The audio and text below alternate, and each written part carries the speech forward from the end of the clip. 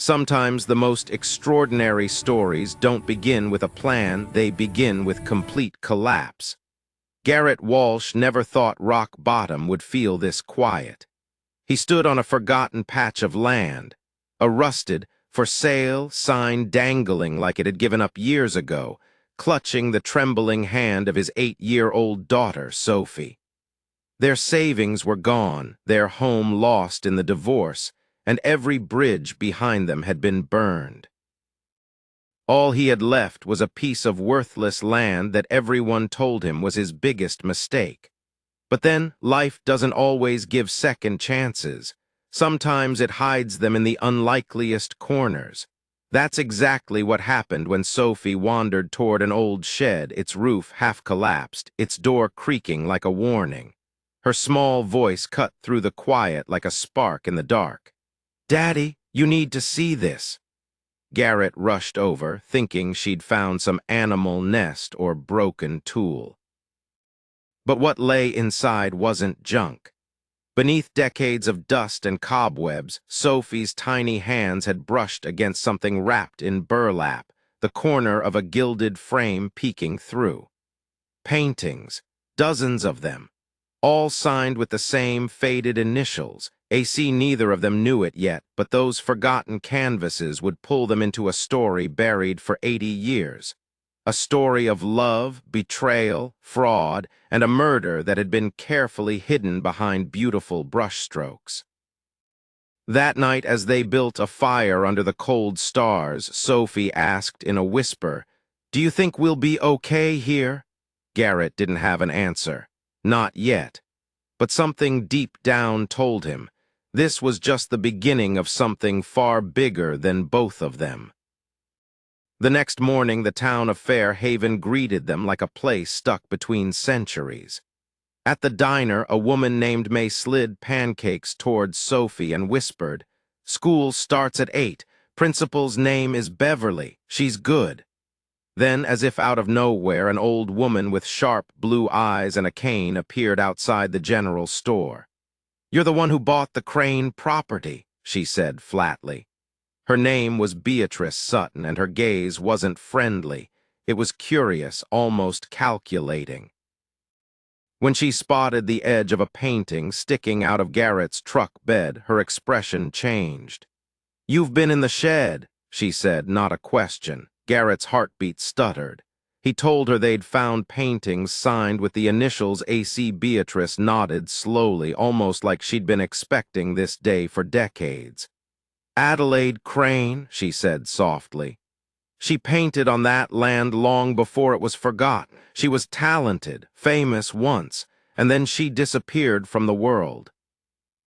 Beatrice leaned closer, her voice dropping. "Those paintings are pieces of her soul, and they carry stories no one ever bothered to hear." That night, as the fire burned low, Sophie stared at one of the landscapes, a sunlit field, and said something that made Garrett's chest tight. "She was sad, Dad. Even in the happy paintings, she was sad." In that moment, he realized they hadn't just stumbled onto old art. They had opened a door to someone's unfinished story, and it was waiting to be told.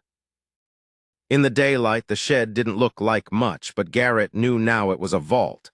Inside, wrapped carefully and hidden under farm tools and rotted wood, they uncovered 17 paintings.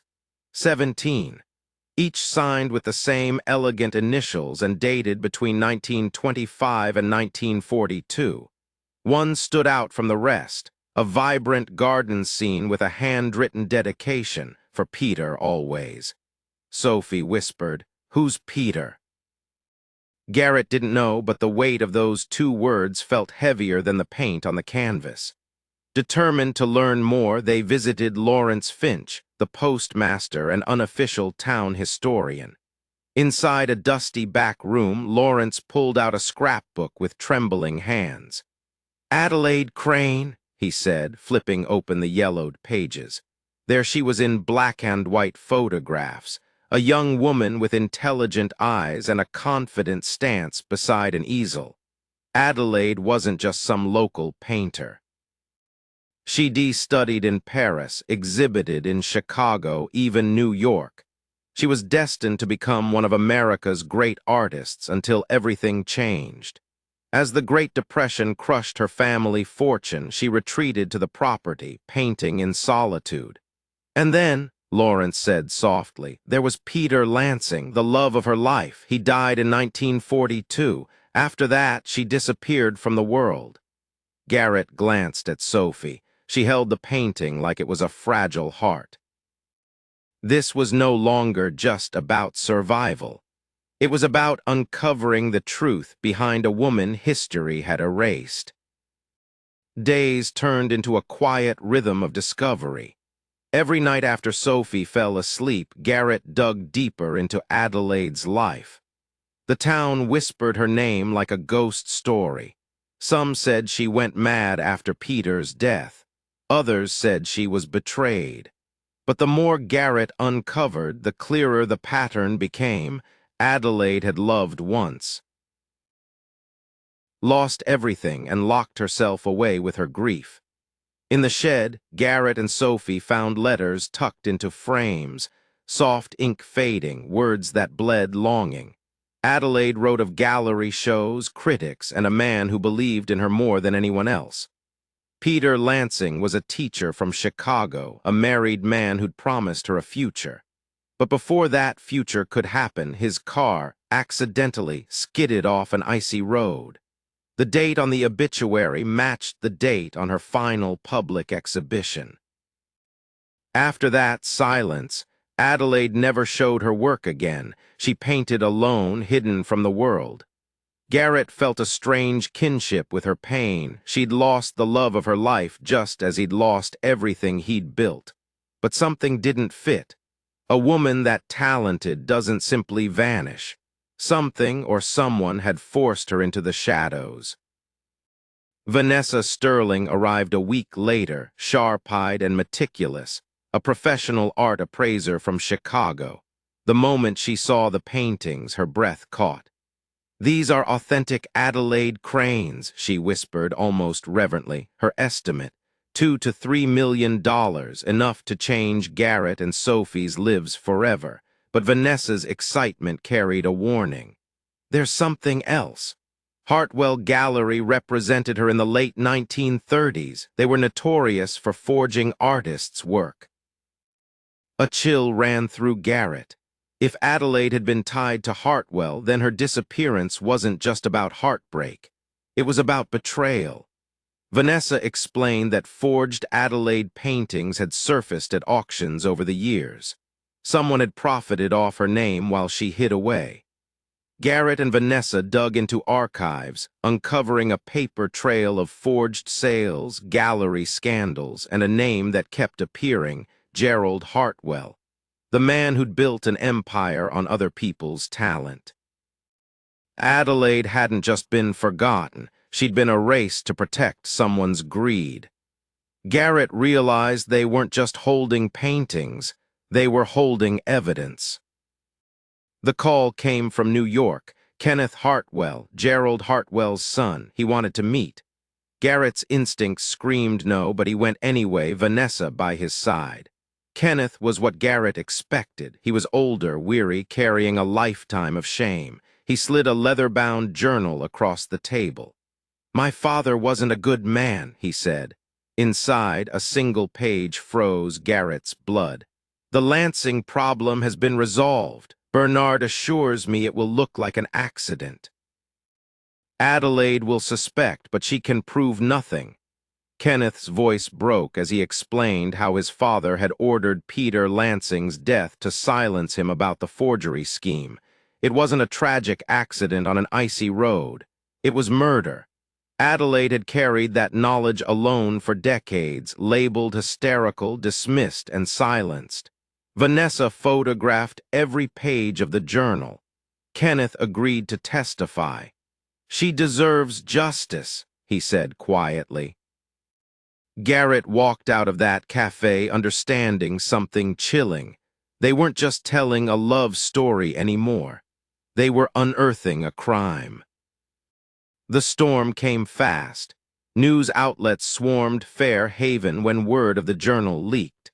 The Riverside Museum announced a full exhibition of Adelaide Crane's work, framed not as a romantic tragedy, but as a story of art, betrayal, and murder.